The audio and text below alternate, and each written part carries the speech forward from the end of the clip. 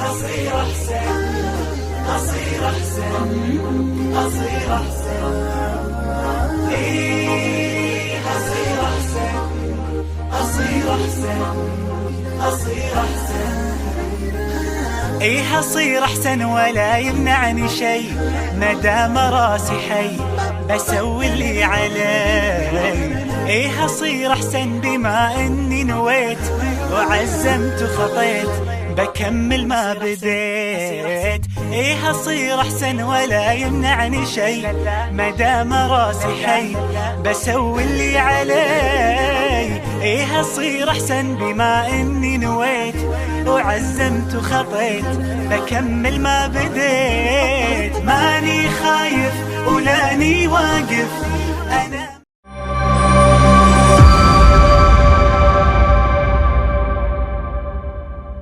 Assalamualaikum warahmatullahi wabarakatuh. Innal hamdalillah wassalatu wassalamu ala Rasulillah wa ala alihi wa sahbihi wa man tabi'ahum bi ihsan ila yaumil qiyamah. Kepada seluruh para santri dan para santriwati dimanapun berada, kepada seluruh para keluarga di antara keramaian umat, kepada seluruh sahabat-sahabat ilmu, para pecinta ilmu, para pendengar ilmu dan para tamu pada teras kehidupan ilmu, yang semoga kita senantiasa diberikan sikap istiqomah, semoga kita semoga kita selalu diberikan oleh Allah kebaikan dalam apa yang kita lakukan, dan yang terpenting adalah semoga kita senantiasa dijaga hati kita dan pikiran kita dari was-was, dari penyakit-penyakit ataupun dari bisikan-bisikan buruk yang menjadikan kita suka memiliki pola pikir yang negatif dalam kehidupan kita. Inilah salah satu di antara pentingnya permohonan kita, terutama setelah kita merenungkan surat Al-Falaq dan surat An-Nas. Beberapa hari yang lalu saya mendapatkan sebuah referensi yang membuat saya mendapatkan betul pencerahan ketika mentadaburi surat Al-Falaq dan surat An-Nas. Kalau kita melihat surat Al-Falaq dan surat An-Nas, dua-duanya merupakan surat yang Allah turunkan begitu istimewa karena Allah tidak menurunkan kepada kaum dan kepada Nabi sebelum Rasulullah. Dua surat ini diturunkan khusus kepada Nabi Muhammad dan umatnya Rasulullah Shallallahu Alaihi Wasallam. Surat Al-Falaq bercerita tentang tukang sihir yang meniupkan tiupan kepada bukhul, ikatan untuk menjatuhkan kemadharatan, kerusakan kepada yang dijadikan korban di dalam sihirnya. Kita membaca qul a'udzu birabbil falaq min syarri ma khalaq wa min syarri ghasikin idza waqab wa min syarrin nafasati fil 'uqad wa min syarri hasidin idza hasad. Di situ kita menjumpai dan kita mendapati di dalam tadabbur, ketika kita mendapati ada kemungkinan orang itu memberikan keburukan kepada kita melalui tukang sihir, dan orang yang hasad kepada kita, mereka bekerja sama dengan dukun, maka sesungguhnya kita berlindung kepada Allah. Karena setan itu makhluknya Allah dan tidak ada yang mampu menahan setan kecuali adalah pemiliknya, yaitu adalah Allah. Tapi yang unik di dalam ayat ini adalah kita berlindung kepada Allah. Ketika berlindung dari gangguan setan, maka kita meminta perlindungannya satu kali. Qul a'udzu birabbil falaq. Ya, sesungguhnya aku memohon ampunan, aku memohon perlindungan kepada Zat yang menguasai waktu subuh. Di sini kita hanya meminta perlindungan kepada Allah satu kali. Mari kita melanjutkan kepada surat An-Nas. Ketika kita mendapati surat An-Nas, ini merupakan surat yang menjadikan kita berlindung kepada Allah dari khannas, yaitu adalah pikiran-pikiran yang senantiasa berada di dalam hati dan pikiran kita, di mana hati dan pikiran kita akan disibukkan dari perkara-perkara yang buruk, yang biasa menjadikan kita melihat buruk pasangan kita, yang biasa menjadikan kita melihat buruk orang lain, dan sederet penyakit-penyakit yang sering negatif ketika kita melakukan sesuatu. Maka ketika kita ingin berlindung dari keburukan pola pikir, maka kita berlindung kepada Allah sampai menyebut perlindungan kepada Allah itu 3 kali. Qul a'udzu birabbin nas, malikin nas, ilahin nas. Baru kemudian qul a'udzu birabbin nas, malikin nas, ilahin nas, min syarril waswasil khannas alladzi yuwaswisu fi sudurin nas. Dan kita berlindung kepada Allah itu 3 kali. dari keburukan khannas yang senantiasa meniupkan hal-hal negatif dalam pikiran kita, yang bisa menjadikan seorang saudara dengan saudara lalu bertengkar, yang bisa menjadikan suami istri dalam perkara remeh terjadi pertengkaran besar, yang menjadikan seorang saudara ketika mereka sudah melalui waktu dengan permusuhan, tapi mereka masih enggan untuk meminta maaf. Dan sederet hal yang lainnya yang sering kita jumpai begitu buruk pada kehidupan, itu ternyata bermula pada apa yang beredar pada hati kita. Dan itulah salah satu hal yang berat di dalam kehidupan iman kita. Makanya sampai kita memohon perlindungannya 3 kali kepada Allah untuk memberikan kepada kita pola pikir, hati yang senantiasa merenung dengan yang positif, dengan berpikir yang baik. Nah, inilah yang menjadikan kita akhirnya betul-betul kita memohon kepada Allah. Semoga kita diberikan afiat, semoga kita diberikan kesehatan, dan yang tak kalah pentingnya yaitu adalah semoga kita senantiasa diberikan hati dan pikiran yang selalu berpikir baik, selalu menjadikan kita mudah melakukan ketaatan, selalu menjadikan kita tidak gampang untuk mengikuti bisikan nafsu dan kebutuhan. Dan kepada Allah kita tentunya berharap pertolongannya, dan semoga Allah memberikan itu ketika kita senantiasa berlindung dari khannas yang sering tidak kita sadari. Khannas itu merusak kualitas kita di dalam beribadah kepada Allah, dimulai dari hati dan pikiran yang terus dibuat negatif dalam segala sesuatu. Nah, inilah yang menjadikan kita memohon kepada Allah diberikan pikiran yang positif, hati yang ridho kepada apapun, dan hati yang berbaik sangka kepada siapapun. Alhamdulillah, tentunya senang sekali kita pada kesempatan ini kita berjumpa kembali, dan tentunya tidak ada syukur yang kita berikan kecuali adalah syukur kepada Allah. Memiliki hati yang bersyukur merupakan sesuatu yang juga harus disyukuri, karena tidak setiap hati mampu memiliki hati yang bersyukur. Makanya beliau pernah berkata, tidak ada simpanan yang paling baik untuk seseorang kecuali 3. Yang pertama lisanan dzakiran, yang pertama adalah lisan yang senantiasa berzikir kepada Allah. Yang kedua qalban syakiran, hati yang selalu bersyukur kepada Allah. Wa imra'atan atau wa zaujatan salihatan tu'inu ala amri akhiratihi. Yang ketiga adalah istri ataupun suami yang membantunya di dalam kebaikan akhirat. Inilah 3 perkara yang disebut oleh Nabi sebagai karunia ataupun simpanan yang terbaik pada kehidupan manusia. Mari masing-masing kita mengevaluasi siapapun yang telah mendapati lisannya selalu berzikir, siapapun yang selalu mendapati hatinya selalu bersyukur, dan selalu dia mendapati pasangannya mengingatkan dia pada perkara akhiratnya, maka dia telah memiliki simpanan terbaik, di mana simpanan itu akan membuatnya berhasil gemilang pada kehidupan di akhirat. Semoga kita memiliki hati yang bersyukur apapun yang Allah berikan kepada kita, karena tidak akan membahayakan, tidak akan pernah membahayakan. Berapapun yang kita peroleh dan berapapun yang kita baru dapatkan, selama kita senantiasa bersyukur, dan orang yang bersyukur merupakan bagian dari rasa tawakal, dan orang yang bertawakal, maka Allah akan memberikan kepadanya kecukupan, dan kecukupan itu merupakan pertolongan besar yang Allah berikan kepada manusia setelah Allah memberikan kepadanya sikap istiqomah. Makanya kalau kita lihat dalam kehidupan, rusaknya kehidupan itu penyebabnya banyak. Tapi salah satu penyebab rusaknya kehidupan itu apa? Merasa kurang dengan apa yang telah dia peroleh dan dia dapatkan.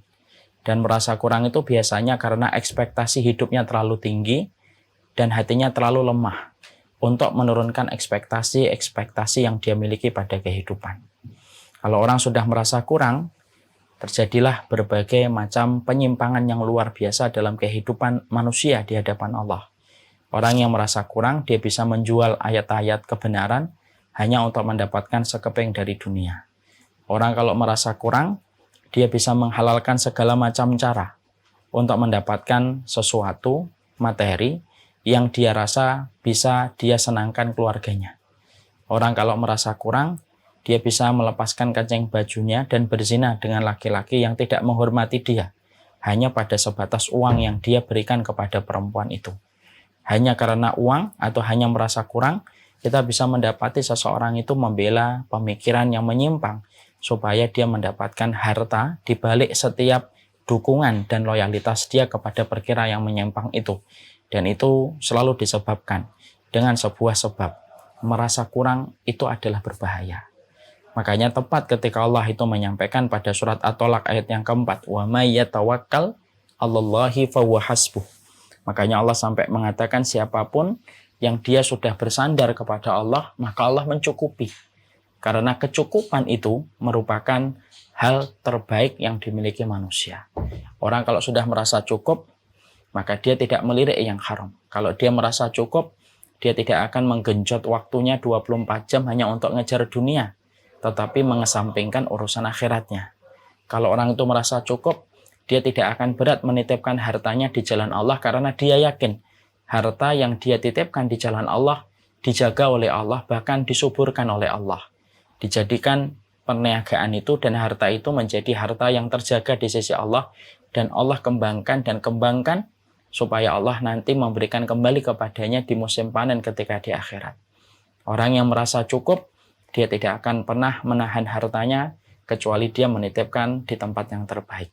Nah, inilah yang menjadikan kita berharap. Semoga kesyukuran kita pada setiap waktu itulah yang menjadikan kita memiliki rasa cukup. Dan kita berlindung dari rasa kurang yang bisa menjangkiti kepada setiap hati dan setiap jiwa. Kepada Allah kita bersyukur, dan di dalam kesyukuran itu kita bersyukur dan supaya Allah memberikan kepada kita rasa kecukupan.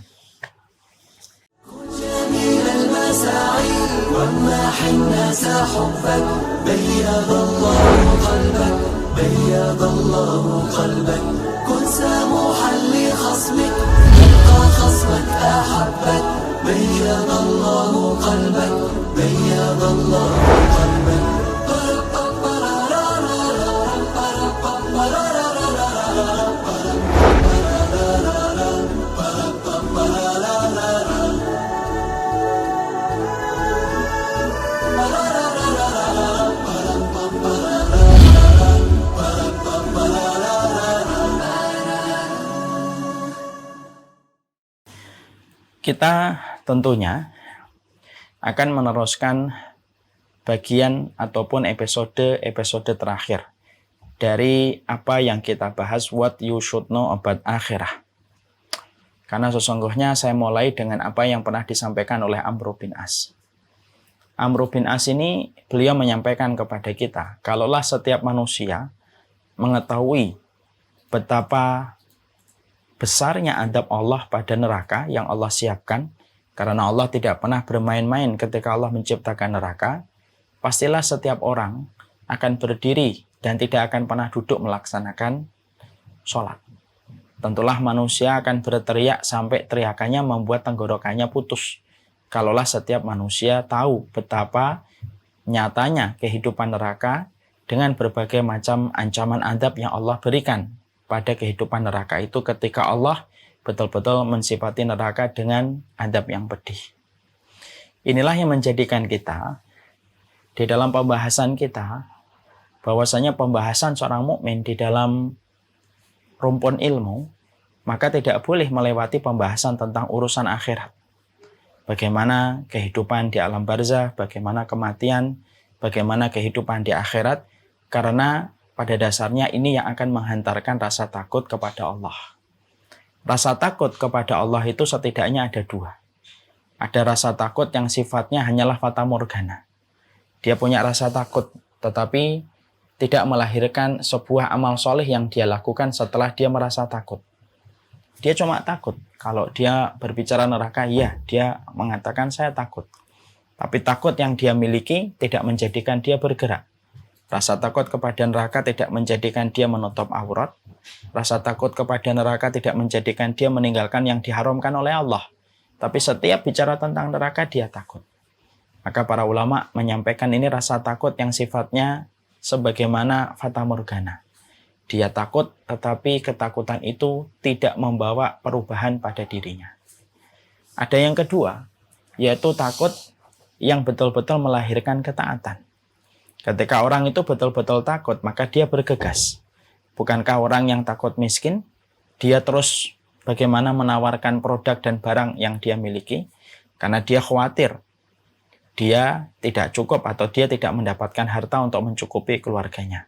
Rasa takut mendorong dia untuk berbisnis dan tidak malu pada produk yang dia jual. Rasa takut ketika terkena macet, biasanya di Jakarta kalau sudah jam 6.30, itu berbeda dengan jam 6.15. Jam 6.15 biasanya jalanan masih lancar. Kalau sudah jam 6.30, jalanan sudah super macet.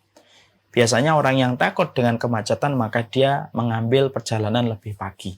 Dan dia berubah setelah dia memiliki rasa ketakutan kepada Allah. Tentunya pilihan kita ingin memilih yang kedua. Memiliki rasa takut yang mendorong kita kepada ketaatan. Tapi memiliki rasa takut tidak bisa datang secara instan. Memiliki rasa takut itu harus dikaji betul. Sesuai dengan penjelasan, sesuai dengan penjabaran yang disampaikan Allah dan Rasul-Nya. Karena Allah itu Ar-Rahman, Allah itu Ar-Rahim. Tapi Allah itu juga Syadidul Adab. Dan inilah yang menjadikan kita akhirnya paham. Kenapa kita harus membahas what you should know about akhirah? Karena pembahasan tentang akhirat itu ibarat rem pada mobil kita. Mobil itu sebagus apapun kalau tidak ada remnya, mungkin tidak ada yang ingin memiliki mobil itu. Karena yang terbayang ketika mobil itu tidak ada remnya, akan terjadi kecelakaan fatal yang bisa mengakibatkan kematian. Masih ingat kejadian beberapa waktu yang lalu viral, ada sopir truk yang remnya blong. Dan akhirnya menabrak banyak orang yang sedang menunggu lampu merah di daerah Kalimantan. Tentunya itulah yang kita bayangkan. Karena kehidupan mobil itu tidak ada remnya, tentunya mobil tidak lagi menjadi barang yang diinginkan. Karena setiap orang khawatir ketika menaiki mobil terancam dengan hilangnya nyawa. Maka rasa takut itu penting dan rasa takut itu kayak rem pada kehidupan kita. Yang bisa menjadikan kita ketika menginginkan ekspektasi yang terlalu banyak, remnya itu ketika kita mengingat akhirat. Dan mengingat akhirat itu selain pula menjadi rem, maka sesungguhnya ketika kita mendapati mengingat akhirat itu menjadi rem, di sisi yang lainnya, mengingat akhirat itu juga sebuah ketenangan. Kenapa disebut ketenangan? Karena ada harapan. Bahwasanya kebaikan yang kita lakukan tidak akan sia-sia. Ada sebuah harapan berjumpa kembali dengan keluarga-keluarga yang telah mendahului kita. Ketika keluarga itu berada pada pucuk hati kita dan pucuk jiwa kita yang kita mencintainya betul. Ketika mereka telah pergi dan telah wafat sebelum kita. Ketika mengingat akhirat ada harapan yang tumbuh. Berjumpa, bertemu, bersua dengan mereka kembali. Ketika kita mengingat akhirat, kita tahu betul bahwasanya kehidupan itu bukan Allah berikan pada kehidupan di dunia, tapi Allah mempersiapkan kehidupan yang jauh lebih baik daripada kehidupan yang hari ini kita menapak di atas tanahnya, yaitu adalah kehidupan di akhirat. Itulah indahnya kehidupan akhirat. Makanya itulah yang menjadikan kita semakin paham kenapa Allah itu selalu mengkaitkan iman itu kepada hari akhir. Padahal rukun iman itu kan ada 6. Ada iman kepada kitab, ada iman kepada malaikat, ada iman kepada takdir, ada iman kepada Rasul. Tapi kenapa kita menjumpai Allah itu dan Rasulullah, kalau mengingatkan iman kepada Allah itu selalu dikaitkan dengan iman kepada hari akhir. Mangkana yu'minu billahi wal yaumil akhir. Selalu iman kepada Allah digandeng dengan iman kepada hari akhir. Karena pada dasarnya iman kepada Allah dan hari akhir ini, dia bisa menjadi tali kendali bagi kehidupan manusia. Dia bisa menjadi rem atas berbagai macam dosa dan kemaksiatan yang terkadang datang menggoda dia. Dia bisa menjadi harapan ketika dia telah dipisahkan dengan orang yang dia cintai supaya berjumpa kembali. Dia bisa menjadi musim semi atau musim panen bagi orang yang beriman ketika dia merasa lelah dan letih ketika dia melakukan ketaatan di dunia. Terutama ketika dia mengikuti kebenaran pada saat mayoritas manusia tidak mau mengikuti kebenaran itu karena mereka sudah disibukkan dengan kebatilan. Itulah yang menjadikan kita paham. Itulah yang menjadikan kita mengerti betapa besarnya pengaruh yang dimiliki kepada iman kepada hari akhir kalau kita mengetahui. Makanya beberapa hari ini saya sempat berpikir ya, kalau ada orang pada hidupnya kok mereka tidak percaya kepada hari akhir, mereka tidak percaya kepada kematian dan hari akhir, alam barzah, dan sederet terminal yang dijumpai manusia ketika meninggal dunia, ketika dia tidak percaya, entah dia sosialisme, entah dia komunisme, entah dia agnostik, dan sederet penyimpangan-penyimpangan di dalam keyakinan, ataupun YOLO, you only live one gitu. Kalau kita mengingat ini, maka saya berpikir, orang yang lagi senang-senangnya, gandrung-gandrungnya, menyenandungkan you only live once gitu ya, mungkin dia akan merasa senang dengan kalimat itu ketika kalimat itu diucapkan ketika dia muda. Orang-orang yang dicintai masih ada semua. Tapi kalimat itu akan sangat menyakitkan kalau dia sudah tua. Lalu dia sadar bahwasanya orang di sekelilingnya telah satu persatu meninggal dunia. Orang kalau tidak percaya akhirat, selesai. Kalaupun dia ditinggalkan ibunya, maka tidak ada keyakinan yang menjadikan dia bisa berjumpa lagi dengan ibunya. Karena dia mendustakan akhirat dan mendustakan kematian. Kalau dia kehilangan orang yang dia cintai, suaminya, anaknya, selesai. Kalau dia tidak mengimani hari akhir.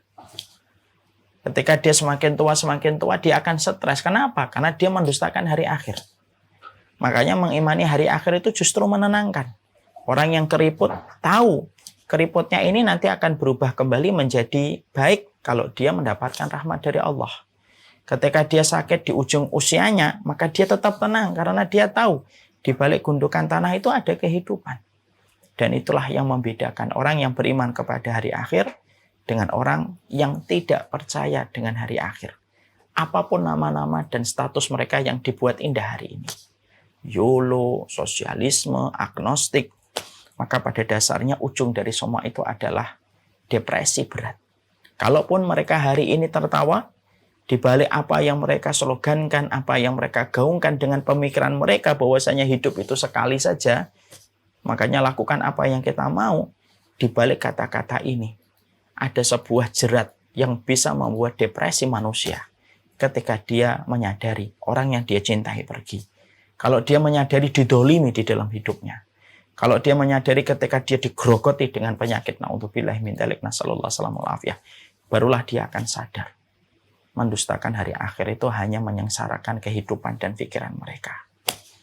Nah, inilah yang kemudian menjadikan akhirnya kita memahami pentingnya kita membahas what you should know about akhirah. Supaya memberikan harapan. Kebaikan kita bahwasanya kehidupan ini terus berlanjut. Kematian itu akan datang, tetapi kematian itu tidak memberhentikan aktivitas kita. Terus aktivitasnya akan terus dilakukan. Yang membedakan hanya alamnya. Dan kehidupan berikutnya ditentukan dengan amal yang kita lakukan pada hari ini. Kita berada pada ruang waktu yang menjadi impian, yang mustahil terwujud bagi mereka yang sudah meninggal dunia. Sebelum ruang waktu ini akan menjadi perkara mustahil yang kita peroleh, maka semoga kita tergerak untuk terus melakukan kebaikan dan melakukan ketaatan. Bukan untuk Allah, tetapi untuk keselamatan kita. Karena pada dasarnya Allah tidak membutuhkan ketakwaan dan keimanan kita. Inilah yang kemudian menjadi latar belakang kenapa kita membahas what you should know about akhirah. Kemarin kita telah membahas perkara sirat dengan berbagai macam fenomena yang ada di atas sirat. Dan kita baru membahas 4 ya, perkara-perkara yang bisa menyelamatkan kita di dalam sirat. Kita telah membahas yang betul-betul menyelamatkan perjalanan manusia ketika mereka di atas sirat. Bagaimana mereka beriman dan bertauhid dengan tauhid yang benar. Tanpa tercampur dengan kesyirikan dan kekufuran.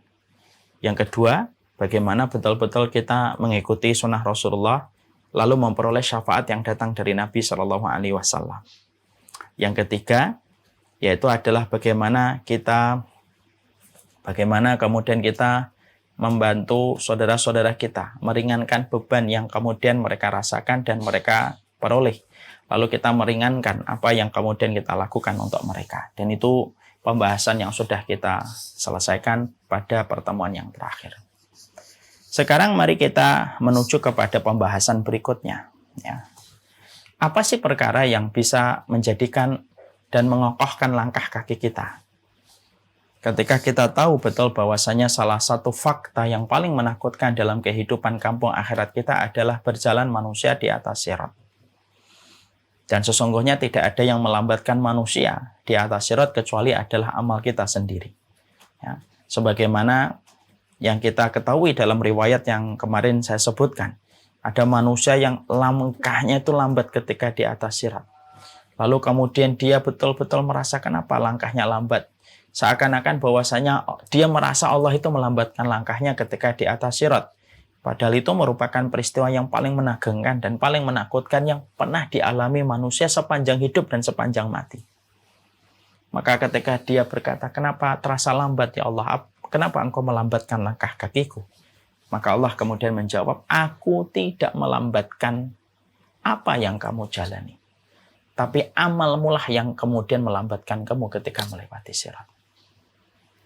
Jadi yang mempercepat langkah kita ketika melewati sirat, yaitu adalah amal kita. Yang melambatkan juga amal kita. Dan tergantung tombolnya kepada kita. Manakah yang kita pilih di dalam kita beramal, pilihan itulah yang akan menentukan kualitas ketika kita berjalan di atas sirat. Makanya kemarin saya menyampaikan, salah satu orang yang dimudahkan pula ketika melewati sirat selain 3 yang tadi saya sebutkan, yaitu adalah orang yang selalu bergegas di dalam melakukan kebaikan. Dia bergegas, dia menjadi orang sabiqum bil khairat. Karena sesungguhnya manusia itu terbagi menjadi 3. Dhalimun li nafsi, kemudian muqtasid, kemudian sabiqum bil khairat. Dhalim li nafsi itu apa? Suka mendolimi dirinya sendiri dengan dosa dan kemaksiatan. Ada yang kedua, sabiq muqtasid. Dia tidak melakukan dosa, tetapi hanya mencukupkan perkara yang wajib dan sedikit perkara yang sunnah. Itu namanya muqtasid. Ada yang ketiga, sabiqum bil khairat.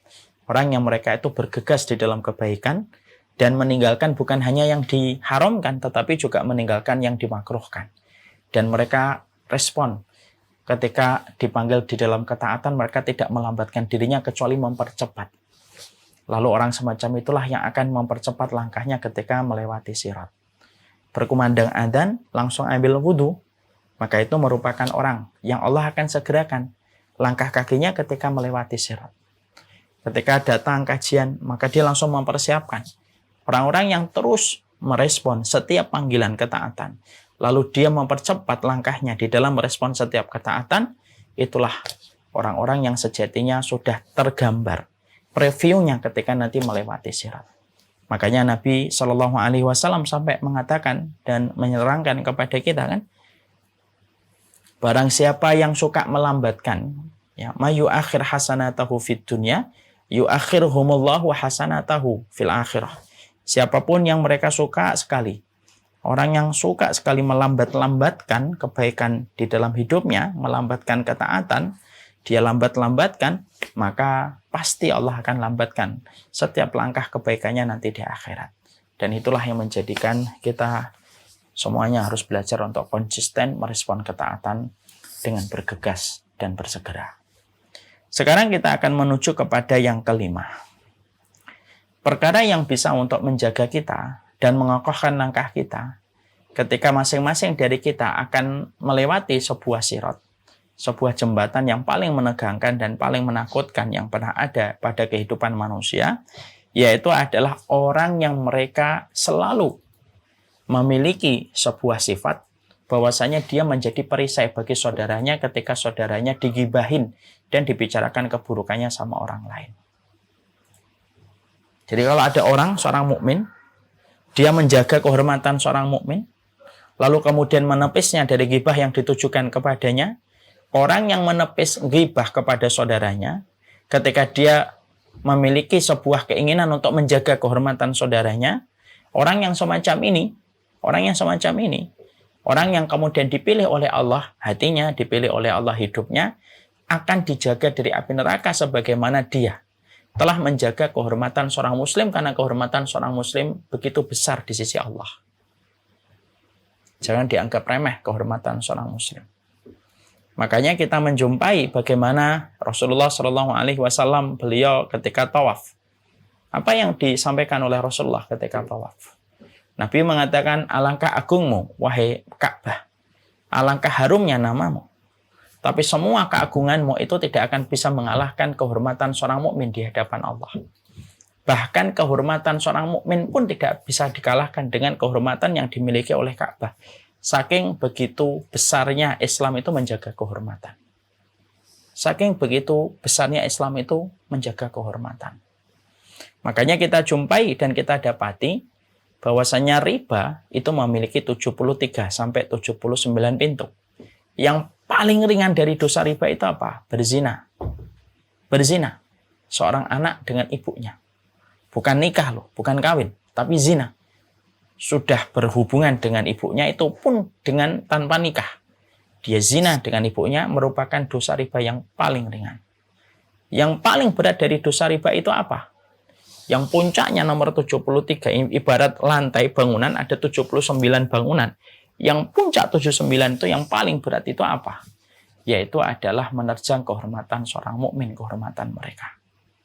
أكون بالقيم العظيمة جدولا نسقي الحياة محبة وفعالا هي هكذا قيم النجاة تحثني فأخوض فيها للنجاة نزالا هي هكذا قيم النجاة تحثني فأخوض فيها للنجاة نزالا لا تسأل المقدام عن سبل العلا ستراه طيرا بالعزيمة جاء أسمو وأجتاز السماء جلالا فأزيد أسراب الغيوم جمالا وألون الدنيا بأجمل بسمة وأكون للخير العميم مثالا. Menerjang kehormatan seorang mukmin itu puluhan kali lebih parah, puluhan kali lipat lebih parah daripada keburukan yang dilakukan manusia ketika berzina. Hati-hati. Terutama kepada para santri, para penuntut ilmu yang hari ini memiliki kebiasaan suka menghujat. Ketika dia baru belajar selangkah demi selangkah tetapi terburu-buru untuk tidak menakar dirinya dan terjerumus kepada dosa besar yang dia tidak sadari. Bisa jadi dosa yang dia tinggalkan dari riba ataupun musik tidak sebanding dosa yang baru saja dia lakukan ketika dia ngaji, tetapi justru menjadikan dia menodai banyak kehormatan seorang mukmin. Ingat perkataan seorang ulama, terkadang setan itu membiarkan manusia melakukan satu kebaikan. Tapi setelah satu kebaikan itu dikerjakan, maka setan akan membuka 10 keburukan setelah dia dibukakan satu kebaikan. Itu perkataan seorang ulama salaf. Terkadang kalau kita relate perkataan ulama ini kepada kehidupan, jadi terkadang setan itu mempersilahkan kita ngaji. Udah ngaji aja. Setan membiarkan, tidak menahan lagi. Udah ini orang pengen ngaji, biarkan aja ngaji. Biarkan aja dulu ngaji. Ngaji tek sekali, 2 kali, 3 kali. Setelah itu setan akan membuka 10 keburukan. Menghujat, memvonis, mencela, kemudian membenci. Semuanya, akhirnya semua pintu itu dibuka sama dia. Padahal dia baru saja melakukan satu kebaikan yang sebenarnya itu pun dimudahkan oleh setan tanpa dia menyadari. Satu kebaikan yang dibukakan setan justru menjadikan dia terjerumus kepada 10 dosa yang jauh lebih berat daripada sebelumnya. Ya. Inilah yang menjadikan kita harus paham. Saya masih sering sekali menjumpai orang-orang yang mereka itu masih menikmati di dalam menodai kehormatan seorang mukmin. Pasang foto, coret-coret, pasang video, kemudian dengan begitu gampangnya gitu. Lalu mengomentari, lalu dan lain sebagainya. Tanpa dia memperdulikan bagaimana kehormatan orang itu, lalu dia jatuhkan dan dia nodai kehormatannya. Hati-hati. Kehormatan Ka'bah sekalipun tidak bisa mengalahkan kehormatan seorang mukmin di hadapan Allah. Makanya merupakan salah satu di antara amal yang besar yang mengokohkan langkah kaki manusia ketika berjalan di atas sirat. Ibaratnya kalau kita kaitkan dengan pendaki, itu tali yang begitu kuat yang menahan para pendaki supaya tidak terjerumus ke jurang. Maka tali yang bisa menahan kita dari terjerumusnya dan terjerembabnya manusia ke dalam jurang neraka, yaitu adalah orang yang menjaga dan melindungi kehormatan seseorang dari ghibah yang ditujukan kepadanya. Makanya Rasulullah Shallallahu Alaihi Wasallam menyampaikan dalam satu riwayat yang sahih, man hama mu'minan min munafikin yu'ibuhu fa'asallahu malakan yahmi lahmahu yaumal qiyamah min nari jahannam. Ini hadisnya indah. Hadisnya betul-betul menjadikan kita harus merenungkan hadis ini. Ya. Kalaupun saya dan antum jarang tahajud, jarang puasa sunnah, perhatikan hadis ini. Ini merupakan salah satu hadis andalan kita untuk nutupin mungkin kekurangan kita pada ibadah-ibadah sunnah yang mungkin belum maksimal kita kerjakan. Gimana artinya? Rasulullah mengatakan man hama mu'minan min munafikin yu'ibuh. Sesungguhnya siapapun seorang mukmin yang dia menjaga seorang mukmin yang lainnya dari orang munafik yang menggibahinya, yang menelanjangi aibnya atau yang menelanjangin kemudian keburukannya, lalu kita menjaga mukmin itu menjadi perisai baginya, membela kehormatannya ketika orang munafik itu kemudian menyerangnya, fa'asallahu malakan yahmilah mahu yaumal qiyamah min nari jahannam. Allah kirimkan malaikat. Allah kirimkan kepada orang itu malaikat. Ngapain? Ba'asallahu malakan yahmilah mahu. Malaikat itu akan terus menjaga dia. Sampai ketika dia meninggal dunia, sampai nanti dia di pengadilan Allah, malaikat itu akan selalu bertugas untuk menjaga dagingnya, yahmilah mahu. Menjaga dagingnya, min nari jahannam. Dari kobaran api neraka. Ketika dia selalu menjaga kehormatan seorang mukmin dan menjadi pembela dari kehormatan seorang mukmin. Itu yang kemudian disampaikan oleh Rasulullah Shallallahu Alaihi Wasallam. Ya. Jadi kalau kemudian kita merasa bahwasanya saya ini masih kurang Ustaz di dalam ibadah-ibadah sunnah, khairlah. Sembari kita minta terus pertolongan kepada Allah supaya Allah meneguhkan kita melakukan ibadah-ibadah sunnah itu. Tapi salah satu amal yang kita lakukan setidaknya mari kita mendapatkan keselamatan akhirat dengan menjadikan mulut kita, tangan kita bisa mendatangkan keselamatan bagi saudara kita yang lain. Artinya mulutmu, tanganmu, jempolmu tidak mendatangkan keburukan dan perkara yang menyedihkan dia. Ini yang pertama. Yang kedua, jadikan mulut kita untuk menjaga kehormatan mukmin ketika ada seorang mukmin yang diserang sama orang munafik, ketika orang munafik ingin menimpakan keburukan dan cela kepada orang mukmin. Maka kita menjaganya, kita menepis tuduhan yang ditujukan kepadanya, kita menepisnya dari tuduhan yang ditujukan kepadanya, walaupun amal ini tampaknya sederhana ketika kita menjadi pembela, tetapi tidak menjadi sederhana di hadapan Allah. Allah kemudian menyampaikan, yahmillah. Maka kemudian Allah menyampaikan, fa'asallahu malakan. Yahmilah mahu. Yahmilah mahu yaumal qiyamati min nari jahannam. Maka Allah akan kirimkan kepadanya malaikat yang akan menjaga dagingnya supaya dagingnya tidak tersentuh dengan api neraka. Dan ketika melewati sirat, Allah jaga para malaikat yang akan menjaganya ketika melewati sirat. Rasulullah melanjutkan, waman qafa musliman bi syai'in yuridu syainahu bihi habasahullahu ala jasri jahannam hatta yakhruja mimma qal. Dan siapapun orang yang kemudian dia mencela seorang mukmin, menghujat seorang muslim, ya, dan tidaklah dia itu kecuali ingin menghujat dan ingin merendahkan seorang muslim atau seorang mukmin, dia melakukan sesuatu, mengucapkan sesuatu dengan niat untuk merendahkan seorang muslim, Allah tahan itu kakinya di hari kiamat di atas jisr itu di atas sirat, Allah tahan, tidak bisa melangkah sampai betul-betul urusannya selesai dengan apa yang dia pernah omongkan tentang saudaranya tentang keburukan. Ya. Jadi Allah kemudian akan betul-betul tahan itu. Allah akan betul-betul tahan kepadanya. Jadi kalau ada Allah seorang mukmin, lalu kemudian ketika seorang mukmin, lalu kemudian barang siapa yang pernah menuduh seorang mukmin, niatnya untuk merendahkan, menghujat, dan orang mukmin yang dihujat itu tidak ridho dan melaporkan apa yang dialami kepada Allah, wallahi, kata Rasulullah, sesungguhnya langkahnya tidak akan bisa berjalan dia di atas sirat itu, akan kemudian ditahan. Makanya Rasulullah menyampaikan, habasahullahu ala jisri jahannam. Maka Allah akan menahan kemudian langkah kakinya di atas jahannam. Langkah kakinya tidak bisa berjalan, tertahan dia di atas jahannam, yang mana di bawahnya itu adalah api neraka yang menakutkan, tanpa dia bisa ngerti ini. Mundur tidak bisa, maju pun tidak bisa. sampai dia keluar dari apa yang dia pernah tuduhkan. Inilah yang menjadikan saya sering menyampaikan, kan masih ingat gak pembahasan kita berulang-ulang.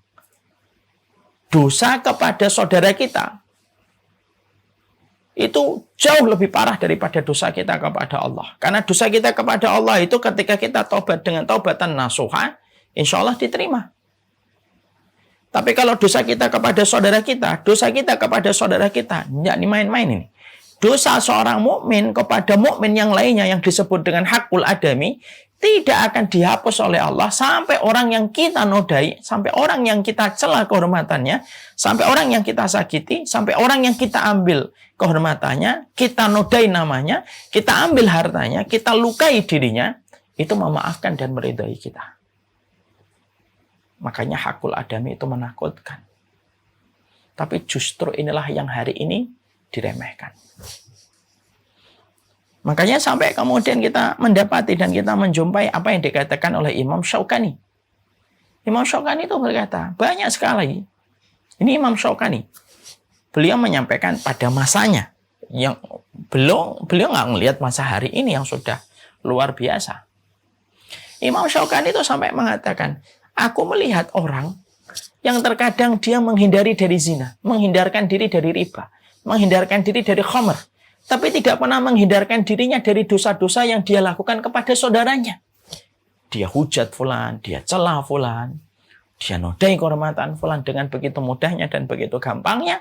Walaupun dia tidak minum khamr, walaupun mungkin dia tidak warin zina, dia tolak dan dia membenci perilaku zina. Walaupun dia kemudian tidak mau membunuh, dia tidak mau berjudi, dia tidak makan riba. Tapi kalau sudah bicara tentang kehormatan seorang mukmin, kelihatan karakter aslinya. Semuanya diremehkan. Semuanya tidak ada yang baik menurut dia. Lalu dia jatuhkan satu persatu kehormatan seorang mukmin hanya karena masalah-masalah yang dia tidak berani, yang dia tidak sikapi dengan sikap yang ma'ruf dan bijak ketika menyikapinya. Ya. Maka inilah yang kemudian menjadikan kita akhirnya memahami ini merupakan salah satu hal. Rasulullah menyampaikan satu riwayat ini ada dua bagian. Siapapun yang menjaga kehormatan seorang mukmin, maka Allah kemudian akan kirimkan kepadanya malaikat yang akan menjaga dagingnya dari api jahanam. Tapi siapapun yang pernah menghujat seorang mukmin, mencela seorang mukmin, mendatangkan aib bagi seorang mukmin, maka sesungguhnya Allah tahan kakinya itu sampai kemudian dia lepas dari apa yang pernah dia katakan. Makanya tidak main-main. Makanya jangan pernah, apalagi di dunia media sosial. Ini terutama nih yang suka membuat akun-akun anonim yang tidak ada namanya, lalu dia bersembunyi di balik nama-nama yang tidak jelas gitu. Lalu kemudian menuliskan kata-kata agama gitu. Lalu dia kerjaannya adalah mencela fulan, terutama ketika beda dengan ustadznya, beda dengan gurunya dia. Lalu tanpa dia merasa risih dan tanpa dia merasa malu, dia datangkan fotonya, dia coret-coret, dia hujat gitu. Demi Allah ya, walaupun engkau bisa bersembunyi di mata manusia, engkau tidak akan pernah bersembunyi di hadapan Allah. Ya. Inilah yang kemudian kita harus sadari betul. Makanya inilah yang menjadikan kita akhirnya ketika mengambil hadis ini menjadi sebuah hadis yang kita relate pada kehidupan kita untuk membayangkan tentang sirat yang akan kita lewati. Maka pastikan bahwasanya sirat itu akan terjaga untuk kita dengan malaikat yang Allah kirimkan ketika kita semakin banyak menjaga kehormatan seorang mukmin. Pokoknya dia orang mukmin, nampak pada dirinya kehormatan-kehormatan seorang yang beriman, jaga, bela kehormatannya. Masalah kekurangannya, masalah aibnya, biar dia sama Allah. Tapi ketika kita melihat ada dohir keimanan yang ada pada dirinya, dijaga. Dan itulah orang-orang yang mereka akan dikirimkan malaikat untuk menjaganya untuk menjaga dagingnya dari api neraka. Inilah Pak. Makanya gibah itu tidak menjadi sebuah perkara ringan, tetapi gibah itu perkara berat. Imam Adz-Dzahabi mengkategorikan ghibah itu bukan dosa kecil, tapi ghibah itu dosa besar. Makanya salah satu di antara panggilan Allah, di antara 90 panggilan terindah, di antara 90 panggilan terindah dari Zat yang Maha Indah itu apa? yaitu adalah ya ayyuhalladzina amanu ijtanibu katsiran minadh-dhanni inna ba'dadh-dhanni ismun wa la tajassasu wa la yaghtab ba'dukum ba'dha ayuhibbu ahadukum ayyakula lahma akhihi maitan fakarihtumuh. Ya. Makanya Allah serupakan bahwasanya apa? Allah serupakan orang yang kemudian mereka memakan daging kehormatan saudaranya, maka sesungguhnya mereka sebagaimana memakan bangkai. Mari kita sekarang bertanya, kenapa ghibah itu sama dengan makan bangkai saudara kita yang kita bicarakan keburukan itu? Karena bangkai itu tidak bisa membela diri. Ya, karena bangkai itu tidak bisa membela diri. Orang yang membicarakan seseorang di belakangnya, orang yang kita bicarakan itu kan nggak bisa membela diri. Kita ngomong panjang lebar dari A sampai Z. Lalu yang satunya yang mendengar merespon A sampai Z pula. Orang yang kita bicarakan itu nggak bisa membela diri. Dia tidak bisa mengatakan ini maaf, ini nggak kayak gitu kejadiannya, ini begini kejadiannya. Dia nggak bisa membela diri karena nggak ada. Makanya kemudian disitulah kita mengetahui dia kayak bangkai. Karena dia tidak bisa membela dirinya dan kehormatannya ketika dibicarakan di belakang. Ketika dia dibicarakan di belakang. Dan ini termasuk sebuah kategori dosa besar. Kenapa? Karena ini termasuk hakul adami, ini termasuk haknya seorang muslim. Orang itu akan betul-betul tahu kenapa dosa ghibah itu sangat berat di sisi Allah kalau dia pernah menjadi bahan untuk dighibahin. Baru akan ngerasain kenapa ghibah itu dibenci oleh Allah. Karena orang kalau sudah dighibahin, kok tahu dia dighibahin, rasanya itu berat betul. Rasanya itu berat sekali dighibahin itu. Karena pada saat itu kita tidak bisa membela diri kita. Dan orang ngomongin apa aja di belakang kita tanpa kita memiliki hak untuk memberikan pembelaan. Makanya akhirnya kalau kita setidaknya pernah dighibahin, lalu kita tahu betapa sakitnya kita dighibahin. Dan betapa kecewanya kita secara fitrah awal ketika pertama kali mengetahui kita dighibahin. Itulah yang menjadi alasan kenapa ghibah itu terkategori pada dosa besar. ربنا اعترفنا بأننا اقترفنا وأننا أسرفنا على لظى أشرفنا فتب علينا توبة تصل كل حوبات واستر لنا العورات وآمن الروعات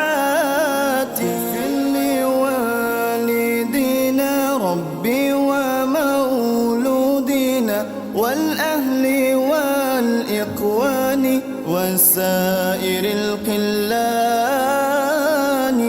اعترفنا بأننا اقترفنا وأننا أسرفنا على لظى أشرفنا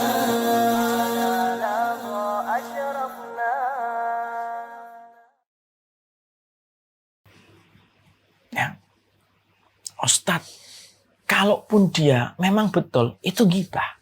Kalau itu salah, berarti itu adalah dusta. Ada satu hal yang berat memang, tapi pahalanya besar.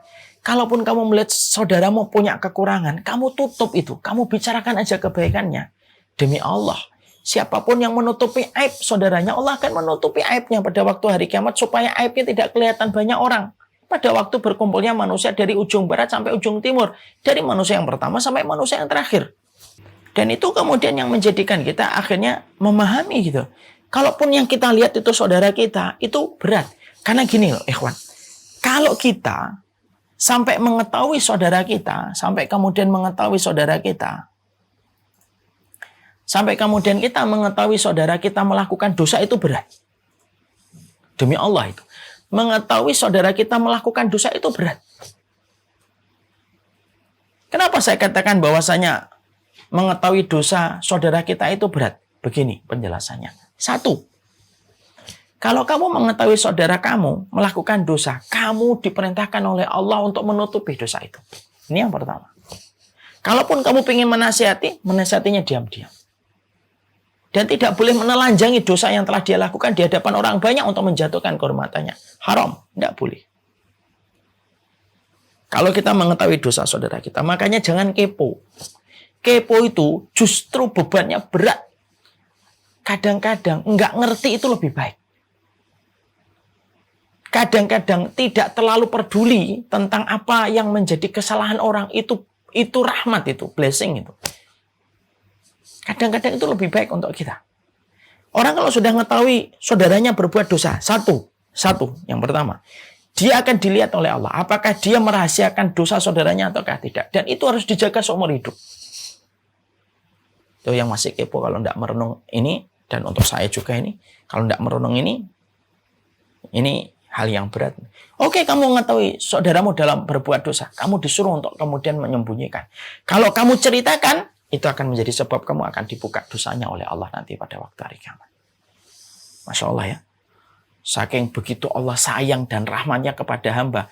Ada hambanya berbuat dosa dan hambanya yang satunya melihat.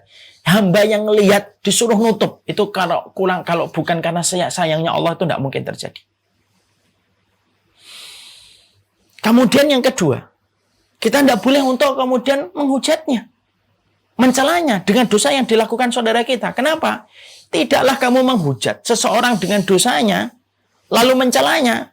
Maka Allah akan mengujimu dengan dosa itu pada satu waktu, dan bisa jadi kamu pun juga belum tentu selamat dari dosa itu sebagaimana saudaranya kamu hujat. Makanya kan kemudian kita dapatin kan satu riwayat, siapapun yang mencela saudaranya terhadap dosa yang dilakukan oleh saudaranya, lalu dia mencelanya, merendahkan orang itu karena dosa yang dilakukan olehnya, tidaklah dia mati kecuali akan diuji dengan dosa yang sama, dan bisa jadi dia pun belum tentu selamat dari dosa itu. Hati-hati ini. Ini yang kedua. Konsekuensinya. Dia boleh menghujatnya. Dia boleh mencelanya. Jadi betul-betul ketika kita mengetahui itu, walaupun berkecamuk segala macam perasaan kita, pikiran kita terhadap dosa yang dilakukan itu sudah. Kalau itu memang dosa, dilakukan saudara kita, maka kemudian kewajiban kita itu apa? Tidak menceritakan, supaya tidak diceritakan dosa kita oleh Allah. Lalu yang kedua, tidak menghujatnya. Yang ketiga, menasihatinya dengan diam-diam. Akhi, antum kemarin begini ya.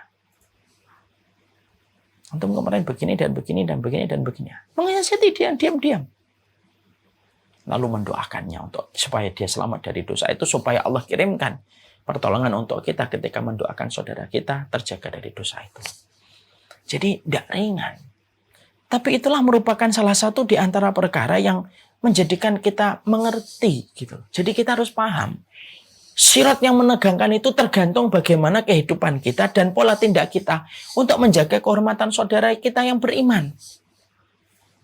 Ya, makanya kalau ada orang mendapatkan fitnah, bergegaslah maju di barisan terdepan untuk membela kehormatannya. Walaupun terkadang mungkin kita nggak terlalu mengenalnya. Dengan memberikan komen sederhana atau kemudian memberikan pembelaan yang kita bisa berikan. Kenapa? Karena pada dasarnya itu merupakan perkara yang akan mengokohkan langkah kakimu ketika di atas sirat, ketika menjaga kehormatan seorang mukmin. Ya. Dan itu pula yang menjadikan kita harus selalu berbicara dengan pikiran kita. Kalau sudah bicara tentang orang, hati-hati dengan offset. Ngomong-ngomong aja, ngomong kamera, ngomong handphone jauh lebih baik. Ngomong mobil jauh lebih baik. Perkara mubah kamu bicarakan daripada kamu sudah mulai offset. Lalu membicarakan orang, lalu kemudian mengambil berbagai macam dalih pembenaran untuk memberikan angin surga dalam tanda kutip. Ya saya sebenarnya nggak mau cerita sih, tapi kelihatannya harus cerita. Insya Allah ini nggak gibah sih. Nah, itu sama itu. Itu kan sering kita menjadi kayak disclaimer gitu. Tapi pada dasarnya itulah ghibah. Jagalah kehormatan seorang mukmin. Terutama kehormatan seorang guru. Karena darahnya mereka beracun. Ketika kita sudah bicara tentang para ulama, darah mereka beracun. Ya. Jangan gampang-gampang nyesatin ulama. Kalaupun engkau punya ustadz, punya guru, punya ulama gitu. Lalu ada satu ulama yang ternyata kamu tidak cocok. Bukan berarti kamu menghujat ulama itu juga. Kadang-kadang kita ngelihat ada kelompok yang ulamanya apabila dihujat marah. tapi juga tidak sadar sering menghujat ulama orang lain gitu. Dan tidak memberikan respek dan tidak memberikan penghormatan kepada para ulama yang lainnya. Itu juga salah. Makanya disinilah yang kemudian menjadikan kita akhirnya memahami betul. Kalau kita membayangkan nanti di atas sirat, sekarang kita berpikir, urusan kita dengan sesama manusia itu selesai atau belum? Ayo selesaikan yuk. Ayo kita selesaikan. Biar clear, biar tuntas. Ya. Lalu kemudian tidak perlu kita akhirnya panjang sampai di urusan akhirat kita. Kita membawa urusan sholat kita aja masih banyak yang kita harus pertanggungjawabkan. Terlebih lagi ketika kita membicarakan tentang kehormatan seorang mukmin. Ya, karena itu bukan perkara ringan di sisi Allah, itu merupakan perkara besar. Ingatlah kepada perkataan yang disampaikan oleh Rasulullah Sallallahu Alaihi Wasallam. Kehormatan Ka'bah, keharuman namanya, kemuliaannya Ka'bah, itu masih lebih besar. Itu masih, tetapi kehormatan seorang mukmin masih lebih besar daripada kehormatan dan kemuliaan Ka'bah. Kehormatan seorang mukmin di sisi Allah. Itulah jawaban dari pertanyaan antum. Kenapa kalau kita menuduh orang berzina itu harus 4 orang? Karena yang dituduh itu berkaitan tentang kehormatan. Makanya tidak boleh sembarangan satu orang ngomong zina. Tidak bisa 4 orang. Apalagi menuduhnya sesat, syubhat.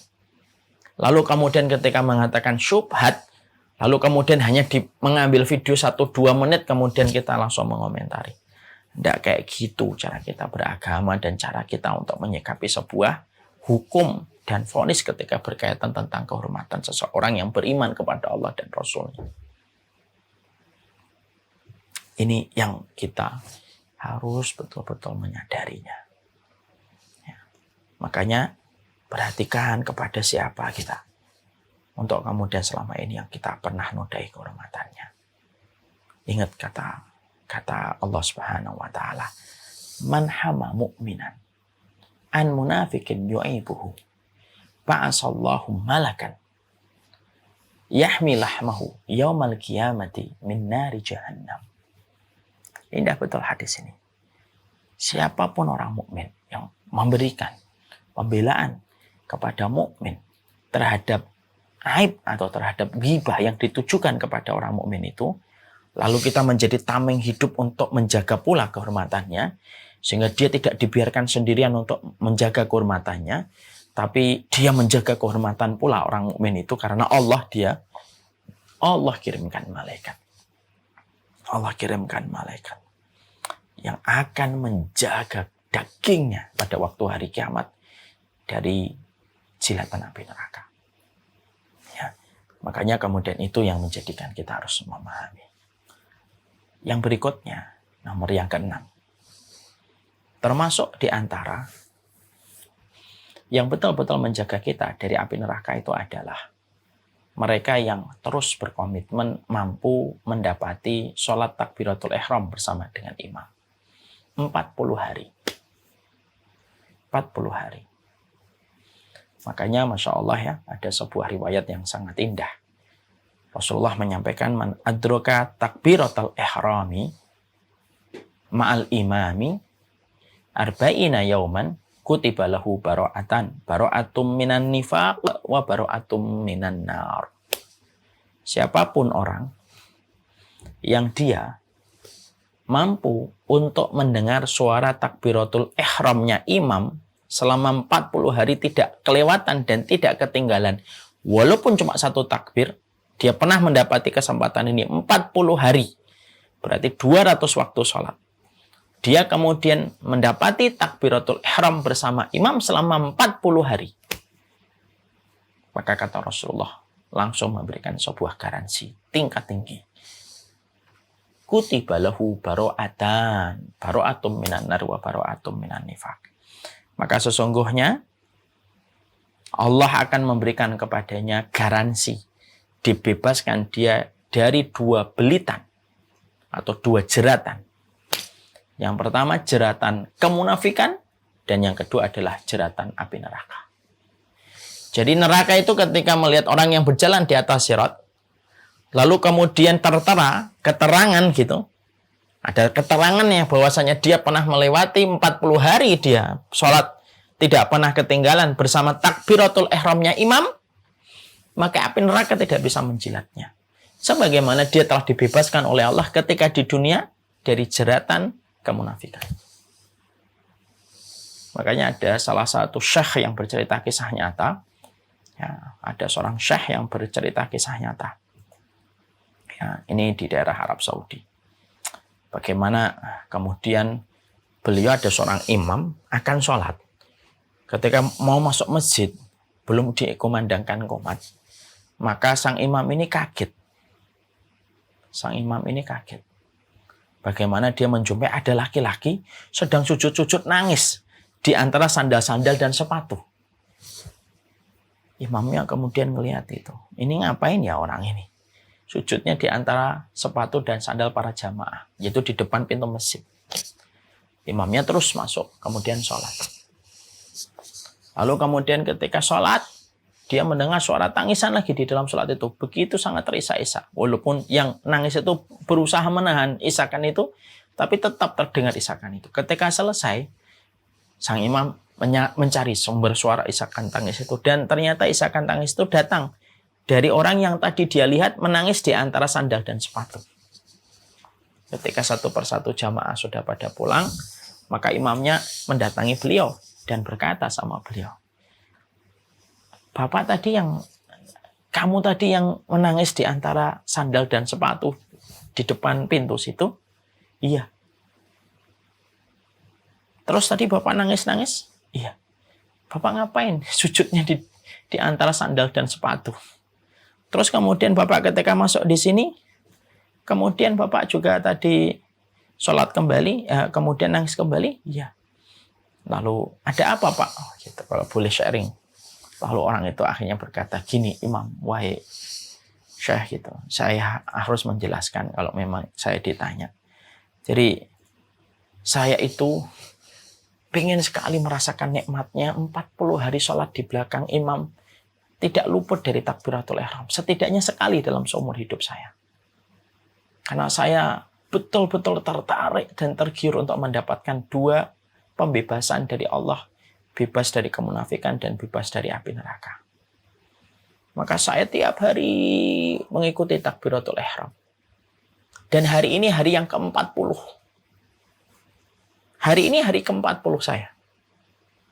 Ya, hari ini hari 40.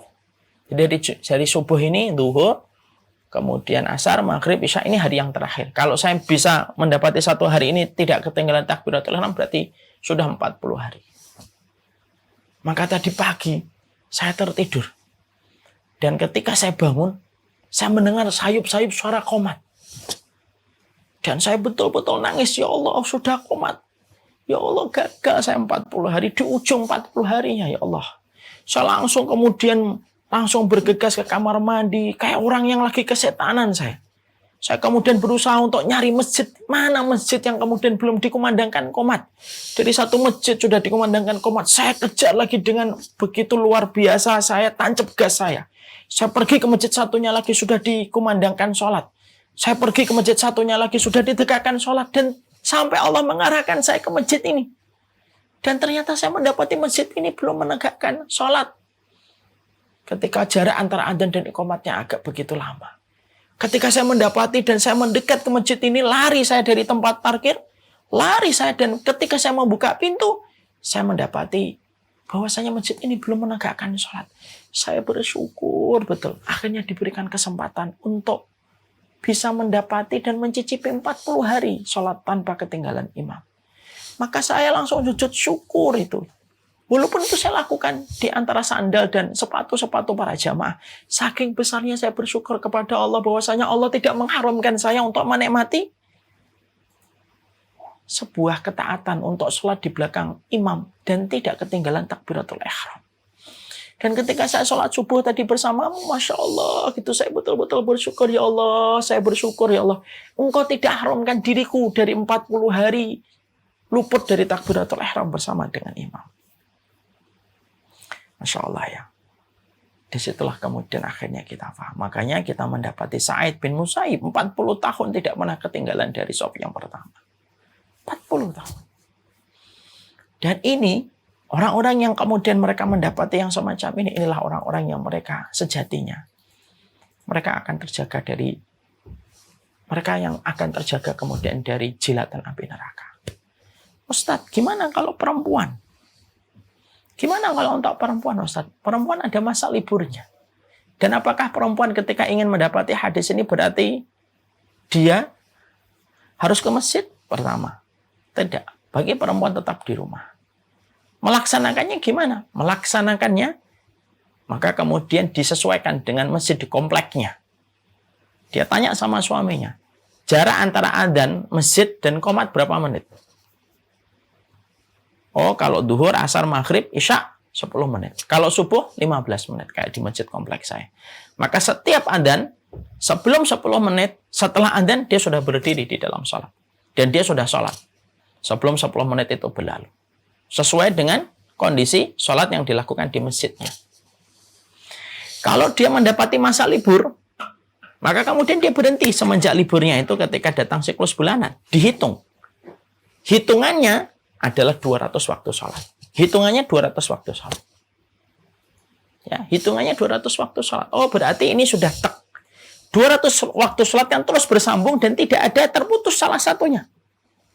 Kalau terputus salah satunya, kembali lagi ke hitungan pertama lagi.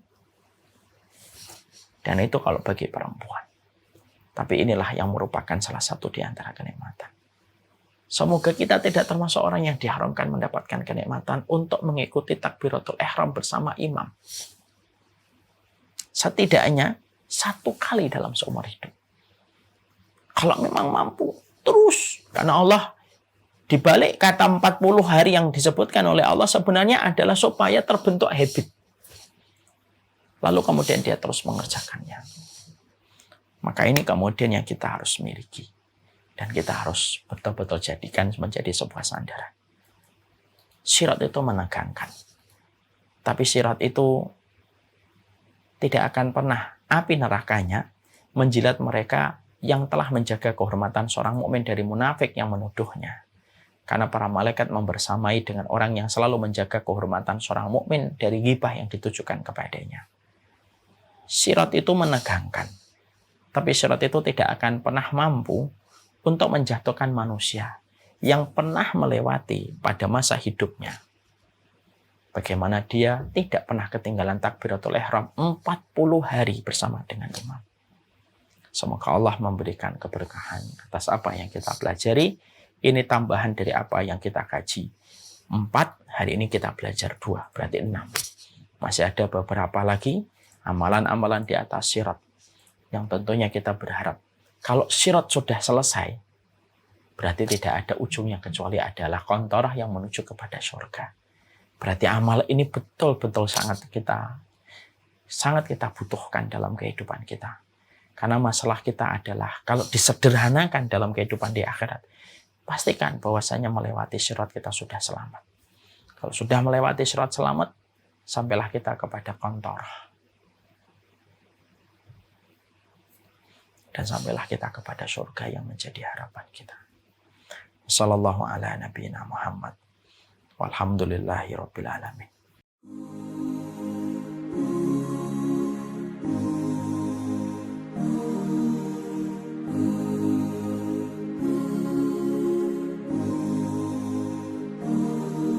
بين الرجا والخوف قلبي طائر ومن اليقين النور بيض جوانحي فوق السحاب يطير حرا مدركا نسمو كماله للكون وجه آخر نحيا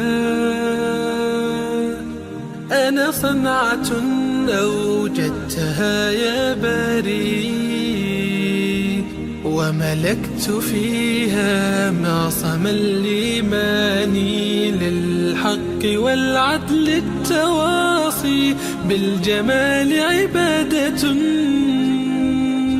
حسن التأمل بالإله وصال كالجمال يرى ويطلب نبعه كالقرب حين دعاء تداعب طفلها وتظنه أملا كما حاجاتنا منا إليك نريد يا